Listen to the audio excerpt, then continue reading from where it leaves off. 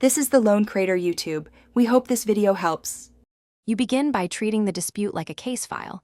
Gather the evidence that proves authorship and timing.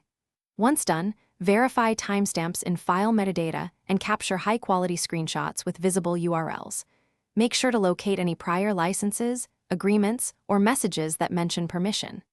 Next, note platform-specific policies and the contact information for the alleged infringer and the host. Doing this quickly preserves time-sensitive remedies, so act now to lock down proof before changes occur.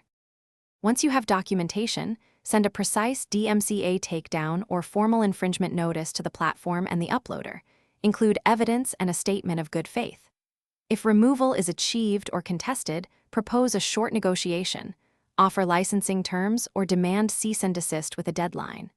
Meanwhile, preserve every email, delivery receipt, and platform response.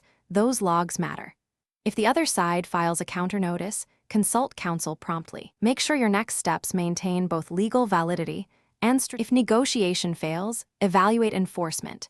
Register the work if not already registered, then pursue small claims for limited damages or a federal suit for statutory damages and injunctions. Once you reach resolution, document the settlement with signed releases and clear payment terms. Record every transfer. Finally, implement monitoring alerts and takedown templates to prevent recurrence. Troubleshooting tip: if a platform denies your claim, escalate to the platform's legal contact and gather fresh evidence showing continued infringement before filing again. Thanks for watching. Consider subscribing if we helped you.